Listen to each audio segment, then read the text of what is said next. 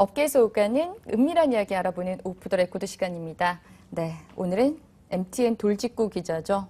경제금융부 권순우 기자 나와 있습니다. 안녕하세요. 네, 안녕하세요. 네, 오늘은 어떤 얘기 준비했나요? 오늘은 뭐 국회 뒷얘기는 아니고 이제 앞 얘기가 됐죠. 네. 예. 그 4월 국회는 참 많은 논란들이 있었습니다. 네. 금융소비자 보호원 설립과 관련해서 정부와 야당이 첨예하게 갈등을 빚기도 하고, 뭐 이종걸 의원 같은 경우는 삼성생명이 전자의 주식을 팔아야 된다는 법안을 올려갖고 좀 파란을 일으키기도 했는데요. 그러면서 4회 국회는 계류가 계속 이어지면서 6번이나 법안 소위를 잡았지만 사실상 법안 소위에서 논의된 내용들이 거의 없었습니다. 그러던 것들이 막판 어제죠. 어제 전체 회의를 통해서 여러 가지 법들이 잇따라 통과가 됐는데요. 일단 제일 중요한 법 중에 하나가 정책금융공사와 산업은행을 통합하는 통합산업은행법이 통과가 됐습니다. 이 법 같은 경우는 4월 국회에서 논의된 것이 별로 없었는데 이 법은 참 재밌는 법이에요. 예전에 그 박근혜 대통령께서 대선 때 선박금융공사를 부산에다 만들어주기로 했었어요. 근데 이제 선박금융공사를 만들게 되면은 WTO에 문제가 된다. 네. 특정 업종을 지원하는 것은 문제가 된다 그래갖고 정부에서 극렬하게 반대를 하면서 법안이 무산되나 했는데 이름을 바꿨어요. 선박금융공사라고 안 짓고 해양금융종합센터를 만들어주겠다. 네. 그랬더니 이제 또 부산 의원들이 6월 또 이제 지방선거가 있잖아요. 그러니까 부산에다 뭔가를 더 줘야 된다. 이게 안 주면 우린 절대 법 통과 안 시켜주겠다. 그러니까 정책금융공사랑 산업은행을 통합하는 게 어떤 시너지가 있느냐 이런 논란 대신 부산에 어떤 걸 주느냐가 이제 큰 문제가 오히려 논란으로 대두가 됐었는데요. 그래갖고 또 나온 것이 이제 해운보증기구까지 얹어서 주겠다. 이러면서 대충 타협을 봤는데 그 이후에 부산 그 대표적인 부산 중심 의원이었던 박민식 그 간사가 그 선거에 출마한다고 이제 국회의원직을 그만뒀어요. 아, 그래요? 그러면서 이 법안에 대한 논란이 그냥 싸그리 없어지면서 4월 국회에서 전혀 논의가 안 되고 있다가 막판 타협하면서 덩달아 따라 들어갔습니다. 네. 이 때문에 이제 산업은행하고 정책금융공사는 올해 안에 좀 통합이 가능해질 것 같고요. 네. 그동안 이제 정책금융공사가 정책자금을 좀 저리에 1.5% 정도 저리로 공급하던 올랜딩 같은 경우는 산업은행으로 가고 정책금융공사가 이제 해외 자산을 빌렸던 거는 수출입은행으로 가고 네. 나머지 이제 그 산업은행이 출시했던 그 소매금융 부분은 축소하는 형식으로 해서 정책금융기관의 어떤 통합 컨트롤 센터로서 산업은행이 올해 안에 좀 출범을 하게 되지 않을까 하는 기대를 해보고 있습니다. 네. 산업은행과 정책금융공사 따로 떼어낼 때도 말이 많았는데 떼어낼 때는 언제고 지금 다시 또 붙여가지고 시너지를 내겠다고 하는데 출입 기자 입장에서 볼 때 어떤 게 뭐가 맞는 건지 한번 좀 얘기를 해주세요. 저는 사실 좀 돈 아깝다는 생각이 많이 들어요. 네. 이게 정책금융공사 산업 분리할 때도 돈 엄청 들었거든요. 그러니까요. 그 돈을 분리한 이후에 정책금융공사 인원이 한 2배가 넘게 늘었어요. 네. 그러면서 막상 합치려 그러니까 산업은행도 한 18% 정도 인원이 늘었고 합치려 그러니까 사람이 너무 많아요. 그러니까 또 근데 줄일 수는 없다. 이게 또 정책금융기관이고 공공기관인데 그래가지고 그런데 거기 분들 얘기 들어보니까 한 기수에 뭐 한 200~300명이 있는 기수도 있고 승진하기도 되게 힘들고 또 정책금융공사는 또 사람이 별로 없으니까 승진을 또 빨리 시켰어요. 그럼 다시 합치게 되면 옛날에 자기보다 후배였던 사람이 자기보다 상사가 돼 있고 막 이러니까 이런 진통들이 있고 예전에 민영화 열풍 때문에 잠깐 동안 이렇게 분리를 했다가 5년 만에 다시 합치고 그 법을 통과시켰던 분리하는 법안을 통과시켰던 국회의원이 다시 합치는 법안을 통과시키고 그거에 대한 분리에 대한 안을 만들었던 정부가 다시 합치는 안을 만들고 하면서 이게 사회적 논란이 정치적으로 흘러가면서 정책금융기관 설립이 굉장한 사회적 비용을 낭비시키면서 이번에는 이것을 마지막으로 쓸데없이 정책금융기관을 뭐 떼었다 냈다 붙였다를 정치적으로 할 게 아니고 좀 중장기적인 계획을 세워서 해야 되지 않을까 싶습니다. 네, 그래야 될 것 같네요. 그러니까 인력 구조 조정 또 뭐 인사 같은 것들의 불협화음 같은 것들이 있을 것 같아요 앞으로. 네. 알겠습니다. 이번에 개인정보 유출 뭐 이런 것들이 사회적인 문제가 커지면서 이제 개인정보 보호를 위한 법안들이 줄줄이 대기를 하고 있었는데 그럼 어떤 것들이 통과가 됐습니까? 그것도 사실 되게 많은 방안들이 나왔는데 그중에 이제 직접적으로 법안과 관련된 부분들이 조금 몇 가지만 있었어요. 나머지 또 시행령 통해서 바꿔가야 되는 건데 일단 전자금융거래법이 통과됐는데 거기가 공인인증서 의무 사용이 폐지가 됐습니다. 금융거래를 할 때 우리가 공인인증서를 많이 쓰잖아요. 근데 이거를 의무적으로 하지 않아도 되기 때문에 그러면은 이제 공인인증서가 아닌 다른 인증 시스템들을 많이 사용할 수가 있어요. 예를 들어서 구글의 페이팔이라든지 아마존이나 이런 데도 네. 시스템들이 다 다르잖아요. 우리나라도 뭐 간편 결제나 뭐 그런 것들이 좀 안심 결제 이런 것들이 있긴 한데 그런 조항이 삭제가 되면서 앞으로 파생될 여러 가지 다양한 보안 수단이 강구될 것으로 보이고요. 네. 또 금융 지주회사 간의 정보 공유를 이제 예전에는 무한대로 허용을 했었는데 이번에는 좀 제한적으로 좀 하기로 했습니다. 네, 이건 정말 필요할 것 같아요. 네. 근데 필요하면서도 약간의 좀 그 소비자들은 사실 불편하긴 해요. 이게 금융 계열사 간 정보가 공유가 되면은 내가 은행에 가입을 하고서 뭐 증권이나 보험, 카드 이런 거 할 때 특별히 내 정보를 추가적으로 제공하지 않아도 되거든요. 네. 그리고 내가 뭐 여러 가지 금융상품을 혼자 갖고 있었다 그랬을 때는 금융회사에서 좀 알아서 컨설팅을 해줄 수도 있었는데 아무래도 좀 개인정보 보호에 대한 의견 좀 강화에 대한 여론이 높아지면서 이 관련 법도 통과가 됐습니다. 네. 그리고 그 전에 법안 소위에서는 피해액에 그러니까 개인정보 유출에 따른 피해액이 생기면 거기에 3배까지 보상을 하는 징벌적 손해배상 제도가 법안 소위는 통과했었는데 전체 회의에서 통과가 안 됐어요. 그러면서 왜 이번에는 그렇죠? 지난번에 네. 그 시선에서 강기정 의원 연결해서 한번 알아봤었는데 네. 그 3배짜리 징벌적 손해배상제는 완벽한 답이 될 수 없다. 라고 강기정 의원은 그전부터 계속 주장을 해왔습니다. 네, 네. 4월 국회에서 이게 약간 축소한 형태의 이거를 하기보다는 좀 더 심도 깊은 논의를 통해서 추가적인 제도 보완을 해서 통과시키는 게 네. 낫다라고 끝까지 주장을 하면서 그 3배 징벌적 손해배상은 무산이 됐습니다. 그 강기정 의원 주장으로는 그러니까 집단 소송 제도라든지 뭐 그런 추가적인 장치가 필요하다. 3배짜리 징벌적 손해배상제는 약하다. 그리고 피해액이 얼마가 되는지 이거를 사실 산정하기가 굉장히 어렵거든요. 네. 그래서 이거를 졸속으로 통과시킬 것이 아니고 좀 더 강화된 형태로 해석하자라는 취지로 반대를 했습니다.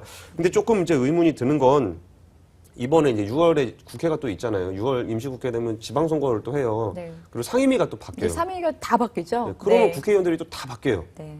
그러면 이 논의를 또 새로 시작해야 되거든요. 근데 그러네요.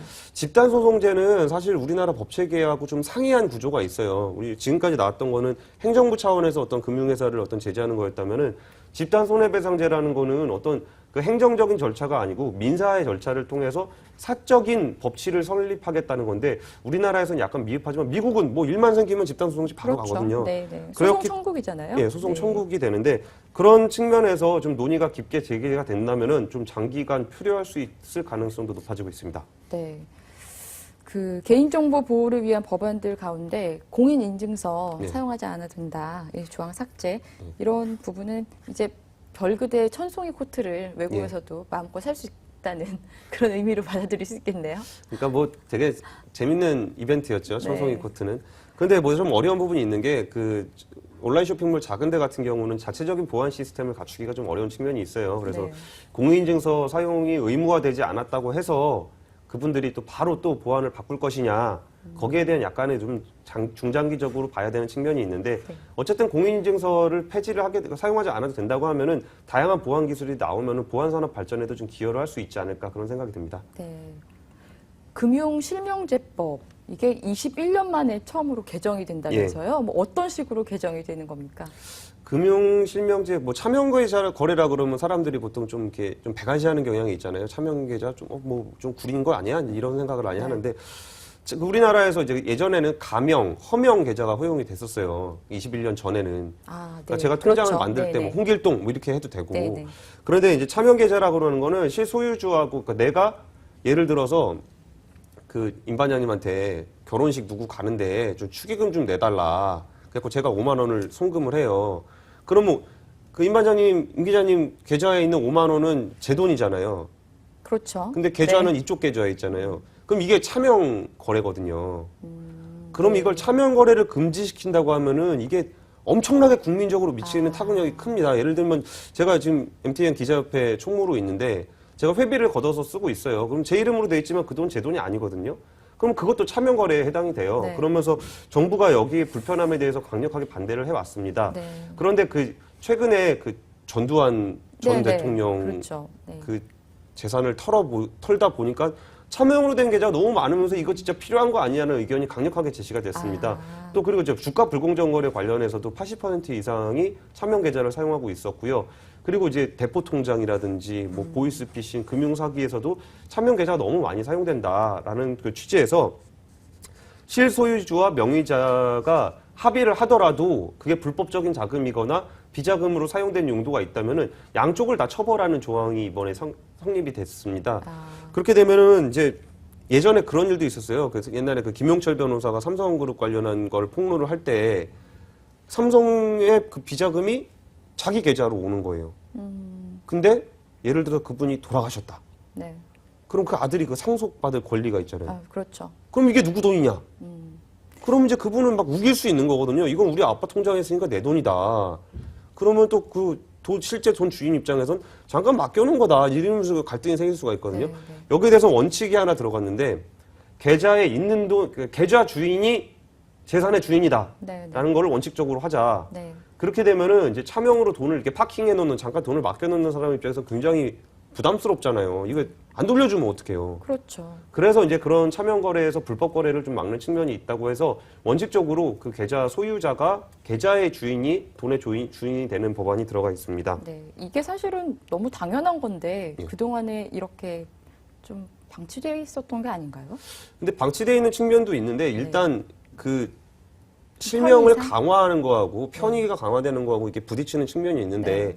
뭐 진짜 그 동문회 종친회 같은 거를 은행을 통해서 할 수 없게 되는 거잖아요. 차명 계좌 자체를 금지를 시킬 경우에 그런 게 현실적인 이유들이 좀 있었어요. 그래갖고 이번에는 동문회나 종친회, 뭐 이렇게 동호회 이런 거에서 네. 그런 데는 예, 어떻게 모임을 위한 하나요? 차명 거제는 허용을 하고 아, 안 되는 차명 계좌를 네거티브 방식으로 도입을 하기로 했어요. 예를 들어서 비자금이라든지 탈세라든지 자금 세탁이라든지 이런 거를 명시적으로 기입을 해서 이런 용도의 차명 계좌는 안 된다라고 네.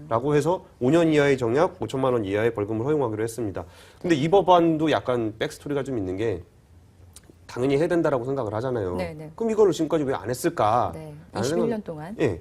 근데 비자금, 탈세, 자금 세탁 이건 다른 법에서 다 처벌을 하고 있어요, 이미. 아, 그러니까 차명 계좌로 처벌을 받지 않더라도 탈세를 하면 탈세 관련한 법 때문에 저기가 되게 되고 자금 세탁을 하게 되면 자금 세탁에 관련된 법률로 어차피 처벌을 받게 됩니다. 네. 그러니까 그걸 굳이 실명제법에 또 넣어야 되겠느냐라는 것에 대해서 좀 논란이 있었는데 네. 결국은 이제 나온 결론이 5천만 원 이하, 5천만 원 이하의 벌금, 5년 이하의 징역은 다른 법안에 있는 수준을 맞춘 것에 불과합니다. 해서 사실상 좀 형식적인 거 아니냐.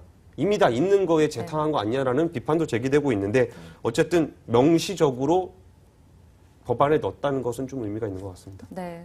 뭐 굳이 또 따로 이렇게 개정할 필요가 없었다. 뭐 이런 얘기인가요? 그렇죠. 네. 그러니까 차명 계좌에 대해서 뭐 명시적으로 한 것도 좋고 이제 합법적, 그러니까 합의를 통한 차명 계좌를 금지했다는 건 의미가 있는데 네. 여기서 처벌의 문제라든지 뭐 배상의 문제라든지 이런 거는 이미 뭐 사실 우리나라가 그 정도로 법안 제도가 안 돼 있지는 않습니다. 네. 예. 그 여신 전문 금융법도 이번에 통과가 됐나요? 이 법 네. 벌써 두 번째인데 선거 앞두고 통과되는 대표적인 법안입니다. 네. 이제 가맹점 수수료를 낮춰주는 법안인데 네. 그 재작년 같은 경우에 영세 가맹점 그 2억 원 이하의 영세 가맹점의 가맹점 수수료를 1.5%로 이렇게 낮추는 법안이 통과가 됐는데 이번에는 그러면 2억 1천만 원 어떡하냐 이런 얘기가 좀 나왔어요. 우리가 매출 그러면 1천만 원 줄여야 된다는 얘기냐 뭐 이런 식의 좀 논란들이 제기가 되면서 그럼 2억 원 이상 3억 원 이하의 가맹점 같은 경우를 중소 가맹점으로 하자. 2억 원 이하는 영세 가맹점으로 해서 1.5%.